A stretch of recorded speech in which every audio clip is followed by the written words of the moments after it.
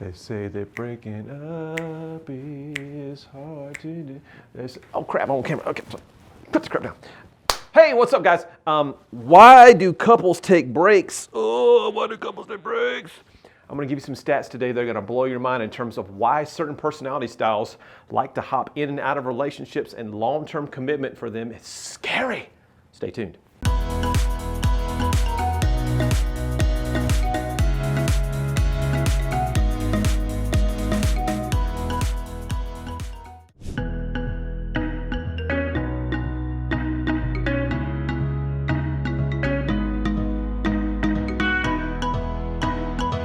So why do some people need to take breaks? We're gonna find out when we talk about personality styles in this next graphic. Outgoing folks and reserved folks. So when I talk about this outgoing personality style, these folks are fast-paced, involved, energetic, optimistic, positive, enthusiastic. Woo! Take the leg by the tail, just sling it around and throw it somewhere. When conflict comes along, however, though, they focus on talking things out. Hey, Alicia, how are you? Hey, can I help you? Can I help you? Hey, you good? You good? You good? You good? You good? And she wants to slap my hand away. And so if she's more a reserved person, she's going to be a little bit slower paced. Now, that doesn't mean she works slowly. That means just she's slow to act or get engaged because she wants to think things through before she speaks. So they're cautious folks. They're concerned. They're reluctant, critical thinkers, and always discerning. And when conflict comes along for them, they focus on thinking things through. Should I? Nope.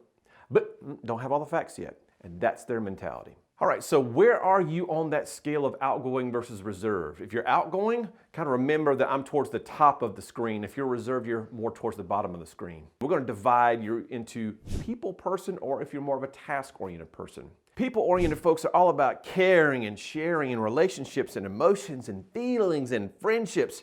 They focus on the opinions of others and how they feel. So we tend to be pretty emotional, and I am very much a people-oriented person. I'm an emotional guy. You know, I cried during the movie Frozen. Nobody does that, but I did because my daughter was there, and she's gonna have a boyfriend one day and get married. And she said, "Pull it together, Dad." Anyway, because she's more of a task-oriented person. She's all about procedure and function and forms and programs and processes and analytics. She focuses on getting things done at the end of the day. So now you're finding yourself on the top of the screen or the bottom of the screen, and you're on the left side or right side. So let's define a little bit about what each one of these quadrants mean. So we've got these outgoing, task-oriented people. We're going to call you high Ds, or dominant styles. Never met a challenge you couldn't face, love to be in charge, take charge mentality. Then we've got our outgoing and people-oriented folks. Those are our inspiring styles. We're going to call you high Is. Just love influencing others, oozing charisma all the time, just like to be in and around people. You're all about having fun. And then we have our supportive styles. Those are our reserved and people-oriented. Kind folks, make super friends. They're great listeners, give you the shirt off their back. They're just wonderful people and the glue of any organization. And then we have our high Cs, which are our reserved and task-oriented people. These folks are analytical. They are, think about accountants, lawyers, doctors, those kind of people who are just high-level thinkers. These people are the E.F. Hutton of the disc world. If you remember the old commercial, when E.F. Hutton talks, people listen. That's right, people listen. So C's don't really say a whole lot most times, but when they do, they've really thought through what they have to say, and it's usually like, oh, pretty epic in terms of the results of that.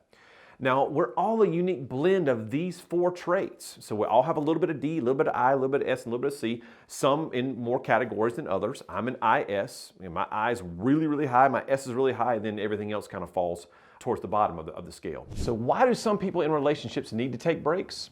Well, we're going to take a look at personality styles today and dive into that question a little more closely. When it comes to spontaneity versus stability, certain styles are predisposed. D's and I's like to change things up quite a bit. S's and C's, same as good. Don't change things on them too much. So now let's take a look at the percentages of the population as they relate to personality styles, and you're going to find out some interesting things about you and potentially your partner. So what percentage of the population does each style represent? Well, if we look, we'll have our D's at 10%. 10% of the population, the smallest percentage. And it's usually this time during the video where I stop and take a little moment to say a little prayer and Thank God that there's only 10% of the population that are IDs, because they are seriously on fire about execution and getting things done. Then we look at our I's. Our I's are 25 to 30% of the population. The fun people, the people that bring the creativity and the spontaneity into the world. Then our biggest percentage belongs to our high S's. S's at 30 to 35% of the population. Those folks who love harmony, the peacemakers. We love our high S's. Now, if you would, take a moment to imagine a world where we switch the D and the S. If D's were 30% of the population and those S's were only 10%, what kind of world would that be?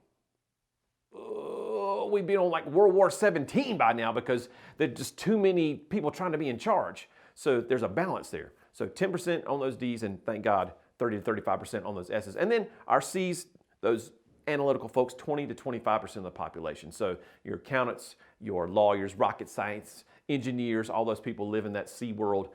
Thankfully, we have a lot of those folks because they bring order to the chaos of some of those other styles. So up to 60% of the population likes sameness. They like stability. They don't like change. So those are your S's and C's. So from that perspective, they could stay in a relationship 30 years, 40 years, 50 years, and not think twice about it. It's very comforting for them.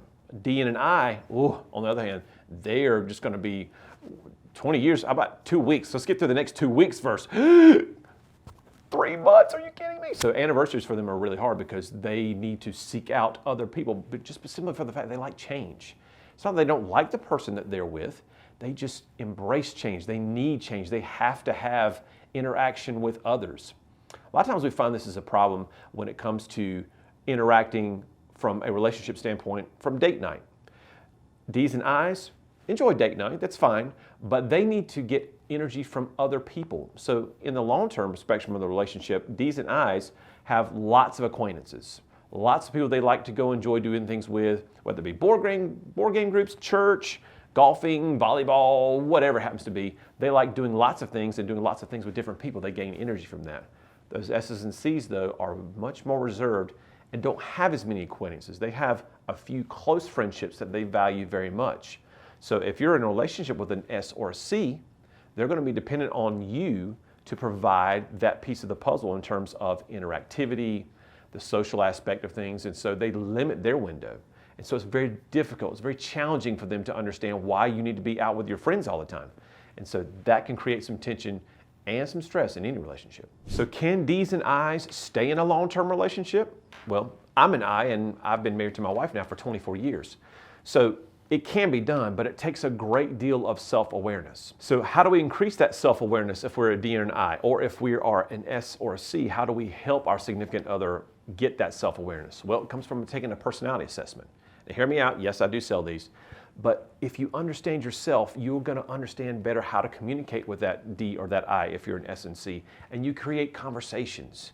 Relationships are built on candid conversations. Being honest with your person that you're with, letting them know your feelings. And sometimes it's more difficult to do that. For D's and C's, they're not feely people. They're more thinky people. And so, again, you won't know that until you take an assessment. I've got a link below in the description that gives you all the assessments you could ever want for yourself, kids, child, spouse, whomever. You use them for workplace. All those things are great, but you won't get that self-awareness until you have an assessment. That is an objective tool. Use that tool today, and you'll be better off. See you in the next video.